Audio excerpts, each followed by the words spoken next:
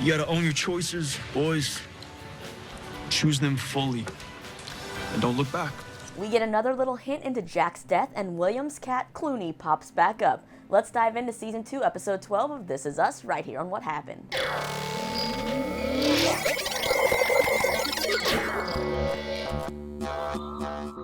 What is going on, you beautiful people? Lisa here, and it is time to break down yet another episode of This Is Us. And I apologize that I kind of have a raspy voice this week, got a little bit of a sore throat. After last week's explosive family therapy session, this episode takes things back down a few notches, but it doesn't mean that there aren't some emotional moments. When it comes to Jack's death, we know we'll be learning about how it happened very soon. I'm guessing maybe in the next 3 episodes, hopefully sooner than that. But until then, we are left with another clue at the end of this episode. We know that it had something to do with a fire, and the house burned down and the house had problems with a faulty fuse box. Well, in this episode, we just get more emphasis on the whole fire thing, as it ends with a close-up of the smoke detector that Jack and Rebecca forgot to pick up batteries for. Now, I'll talk a little bit more about my theories on all of that after breaking down this episode a little bit more. But before the big breakdown, just a few quick highlights for those of you who don't like the lengthy version. We finally get to peel back layers of Madison from Kate's group, which I've kind of been wanting for a while, and it's nice to see that Kate may have actually found a real friend. Both Madison and Kate are usually pretty closed off and tell kind of, stories that don't really dive into problems to kind of cover up their problems. But this episode, we saw both characters really opening up, and I'm hoping it continues. Randall has now been out of a job for a while, and Beth is really itching for him to find a new one. Randall's waiting until he finds something that, gets his juices flowing. After a trip to William's old apartment to pick up a box, he tells Beth he wants to buy the apartment building with her and fix it up and change the tenants' lives. For Kevin, he gets out of rehab, and instead of going to Hollywood, he heads to Rebecca and Miguel's in order to kind of go back into living with a schedule and rebuilding his relationship with Rebecca. He also works on his relationship with Miguel and ends up asking Miguel something he's always wanted to know: if Miguel was in love with Rebecca when Jack was still alive. Thankfully, that answer seems like a solid no. Now let's dive into the recap a little more. The flashback storyline deals with Jack, Rebecca, and the teenage Big Three heading to the mall. Winter formal is approaching, so Kate needs a dress, Jack needs to get more suits for work, and he also wants Kevin to get a new suit too. Randall wants to go to the mall just to see a girl he likes. But before they leave for the mall, Rebecca tells Jack to remind her to also get batteries. At the mall, Kate goes off to try on dresses with Rebecca, who is just so excited that Kate even asked her to go shopping with her in the first place. We see Kate looking at dresses with the number 7 written on her arm, which I'm guessing is the target size she wants. She then pulls a few dresses from the rack and tries them on, but we see her storm out and put the dresses on the counter, and she then leaves Rebecca in the store and goes to look at purses in another store. Now this storyline does come back up and we see what Kate did in that dressing room, but that really goes with the present day storyline, so I'll get back to that in a second. For Randall, he's customized the magic 8-ball, and we learn he wants to use it to ask a girl who works in the mall out. She's the redhead we've seen previously when the family was at Miguel's the night Jack died. Randall goes to the store but is too chicken to go in and heads back to find Jack and Kevin at the food court. Now they're there with Miguel instead of looking for suits because they ran into Miguel, who was doing some retail therapy because his ex-wife just got engaged the night before. Jack, of course, tries to be the optimist and give both Kevin and Miguel a pep talk,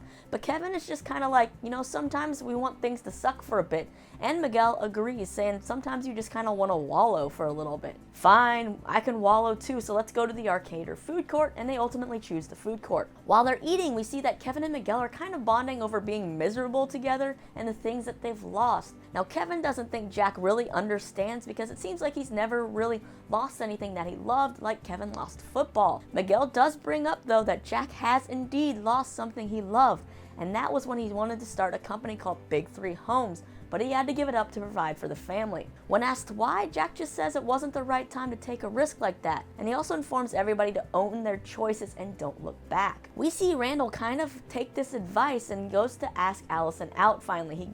He gets brave enough, and I have to say the whole customized magic 8-ball thing is really a cute idea. Kevin and Jack go on to try suits, and there's a nice bonding moment between the two of them as they talk, and Jack straightens Kevin's tie, and Kevin actually tells Jack thank you. Now back at home, Jack reveals to Rebecca that he actually wants to start Big Three Homes back up, and while Rebecca at first seems like she's not too happy about it, she ultimately says, let's do it, it's gonna be exciting. And then we see her ask Jack if they forgot anything at the mall, and he doesn't think so, and we see the close-up of the smoke detector. Now for the present, let's start with Kevin. He gets ready to leave rehab, and Barbara doesn't think he should go back to Hollywood just yet, so Kevin plans to go to Rebecca's house in hopes of making up lost time, but he's also kinda upset because Miguel's gonna be there and might be in the way. When Kevin tells Rebecca that his diet has changed from all the food that she bought him, he suggests they go to the grocery store together, and it can be their kind of Monday thing since he needs a schedule, and he's excited about it. But then Miguel decides he wants to tag along. At the store, Kevin tells Rebecca that he did lose Jack's necklace and he couldn't get it back, and he's kind of torn up about it. And Rebecca tells him that it's fine because Jack would understand. She then points out that she hasn't been able to take off her necklace from Jack, and then Miguel kind of interrupts the nice moment. Later in the store, Kevin asks Miguel why he came, and Miguel basically says it's because Rebecca was a wreck after everything that happened, and he's essentially protecting her in case Kevin lashes out at her again or something like that. Well, you don't have to protect her from me. I'm her son. And I'm her husband. My father was her husband.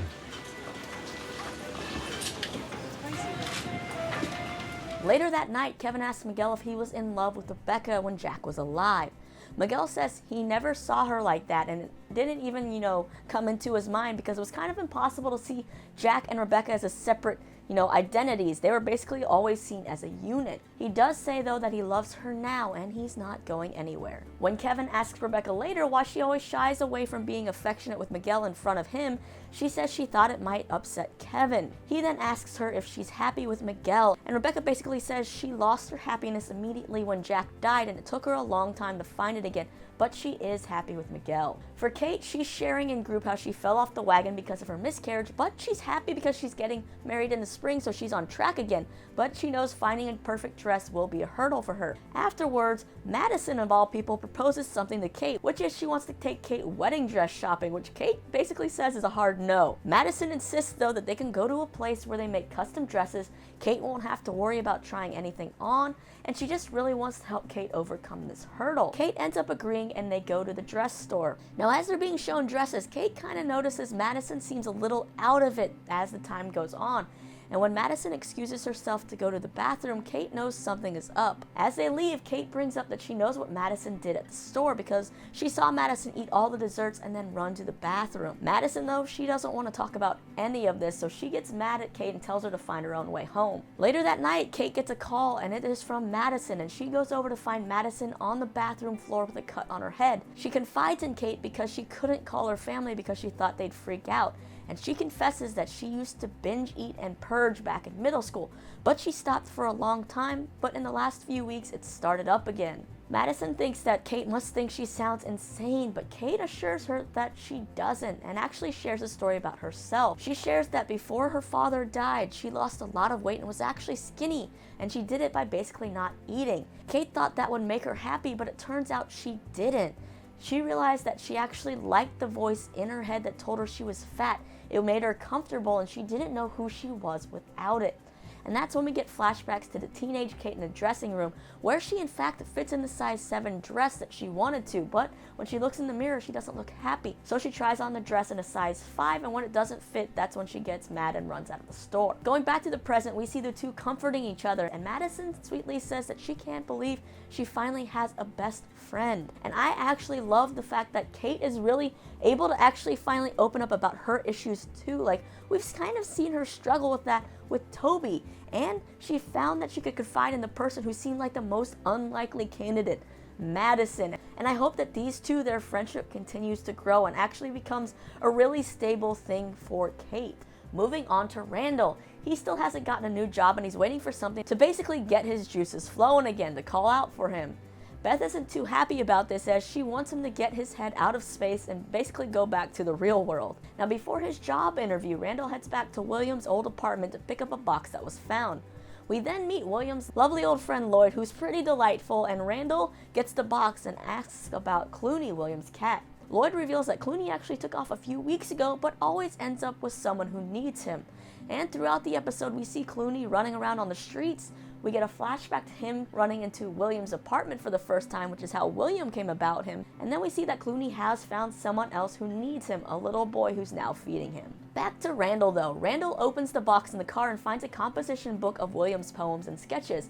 He finds a poem called Lady that seems like a love poem for a neighbor. Randall then goes on a quest to find out just who this lady is, so he knocks on basically all the neighbors' doors asking if they ever had a relationship with William or knew anything about it. His search comes up empty-handed though, but he does leave a note on the bulletin board for anyone with information to call him. Now during his job interview, Randall gets a call from Lloyd, who tells him that he always saw William going in and out of the super's apartment, so maybe she knows something. Randall heads back to the building and meets Donna the super, but she wasn't William's love. When Randall asks if she had a relationship with William, she laughs but does take Randall to William's apartment and tells him to look around. He ends up realizing that the lady in William's poem was none other than a mural of Billie Holiday that William always saw outside his window. We then get to see William in a few nice flashback scenes. Now all of this and the My Lady stuff seems to call out to Randall and get his juices flowing, because we see him bring Beth back to that apartment building later, and he reveals that he wants to buy the building with her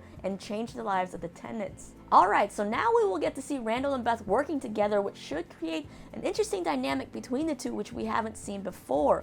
It also feels like Kevin may be taking baby steps towards accepting Miguel. And I think it was kind of comforting for Kevin to see Rebecca still holding on to Jack by wearing the necklace, so it wasn't like she really just kicked Jack to the curb after he died and married Miguel.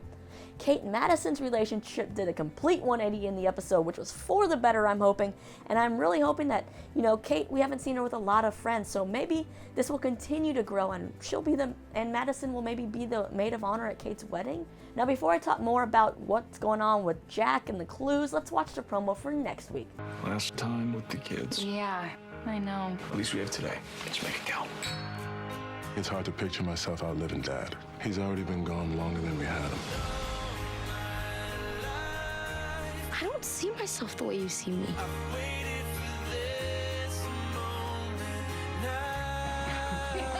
Alright, so this promo makes everything seem like it's going to be a happy episode of Memories. But it's also This Is Us, so I feel like there's gonna be something emotional that also happens. Maybe some kind of thing that goes wrong. We also see Rebecca wearing that Steelers shirt we saw her wearing in the season premiere when she was driving back to the burned house with Jack's things in the seat next to her the day he died. So it feels like we're getting very close to seeing what happened to Jack. We have to wonder, did Jack try to go in and save the kids because the smoke detector wasn't working? Or did he maybe fall asleep in the house alone and didn't get out in time? Did he go back to rescue something else? Or are all of these things wrong? We do see the house burn down. We know the smoke detector doesn't work. The fuse box is faulty. Kevin didn't seem to be home while everything happened.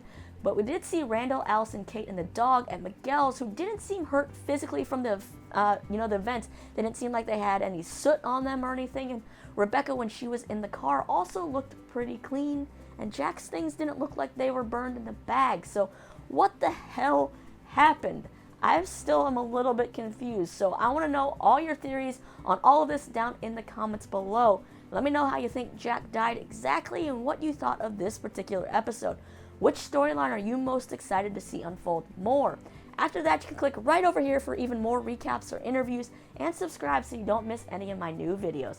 As always, thanks for watching, hanging out with me, and loving all things TV and stuff.